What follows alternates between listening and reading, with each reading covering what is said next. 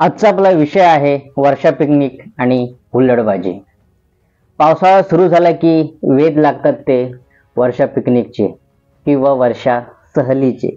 मग ते लहान लहान थोरांपासून ते मोठ्यांपर्यंत सगळ्यांचा उत्साह कसा ओसांडून वाहत असतो.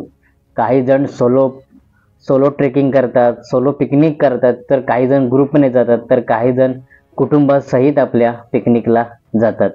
आणि वर्षा पिकनिकला जायचा आजकाल हा सगळा ट्रेंड चालू आहे.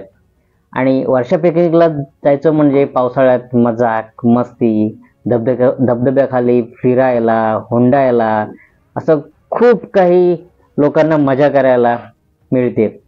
पण केव्हा केव्हा या आनंदावरती ना विरजण पडतं आणि आपली छोटी चूक आपल्याला महागात पडते आणि पाहता पाहता होत्याचं नव्हतं होतं काही सेकंदामध्ये. मित्रांनो, मी दिनेश मोहिते, माझ्या दिनू मोहिते या यूट्यूब चॅनलच्या माध्यमातून तुमचं सहर्ष स्वागत आहे. चला तर आजच्या विषयाला सुरुवात करूया. असाच मी एक व्हिडिओ आपल्यासमोर घेऊन आलोय लोणावळ्यातील.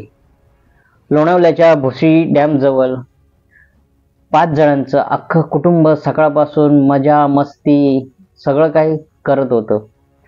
पण काही गोष्टी ह्या नियतीला मान्य नसतात आणि सकाळपासून मजा मस्ती, धबधब्याखाली भिजणं हे सगळं चालू असताना हे 5 जणांचं कुटुंब धबधब्याच्या मध्ये म्हणजे ज्या मेन प्रवाहाच्या मध्ये होतं आणि अचानक धबधब्याला पाणी आलं आणि सगळ्यांच्या डोळ्यात देखत हे 5 जणांचं कुटुंब वाहत चाललं होतं.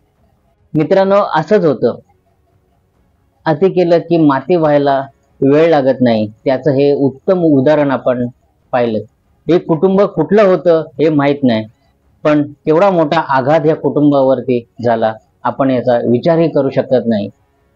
मित्र, आम्ही हे ट्रेकला जातो, सगळीकडे फिरतो, पण आपली घरी कोणतरी वाट पाहत आहे याचा भान ठेवून प्रत्येक पाऊल किंवा प्रत्येक गोष्ट ही करत असतो. तसंच त्यांच्या कुटुंबा प्रमुखांनी देखील याचा थोडा विचार करायला पाहिजे होता. आता गेलेले प्राण परत येऊ शकत नाही आणि तरी यापुढे तुम्ही कुठेही वर्षा पिकनिकसाठी गेलात किंवा कुठेही ट्रेकला गेलात तरी आपली घरी कोणतरी वाट पाहत आहे याचा विचार करूनच पुढे पाऊल उचला.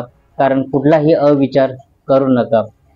कारण वर्षा सहल जेवढी आनंददायी मजेशीर असते तेवढी ती धोकादायक असते, याचंही भान प्रत्येकाने ठेवायला हवं. धबधब्याच्या खाली आपण उभे असतो, ते त्यावेळेला ज्या धबधब्याच्या प्रवाहाबरोबर दगड माती किंवा छोटे दगड किंवा मोठे दगड येतात आणि ते लागून आपल्या डोक्याला किंवा शरीराला इजा होण्याची दाट शक्यता असते. याचं भान प्रत्येकानं ठेवलं पाहिजे. आणि वर्षा ऋतूमध्ये सर्रास असं कोण भान ठेवत नाही किंवा याचा कोण विचार करत नाही, कारण ते आपल्या धुंदीमध्ये असतात की जेवढा आनंद घेता येईल तेवढा ते घेत असतात. परंतु आनंदाबरोबर या छोट्या छोट्या गोष्टींचा जर आपण विचार केला तर त्या आनंदावरती विरजण पडण्याची शक्यता खूप कमी असते.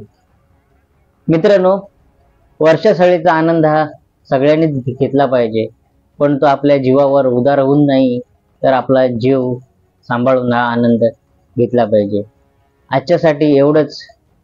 हा व्हिडिओ मित्र तुम्हाला आवडला तर नक्की लाईक करा, शेअर करा, सबस्क्राईब करायला विसरू नका. कारण तुमचं लाईक, शेअर आणि कमेंट हे आमच्यासाठी नव ऊर्जा असतं.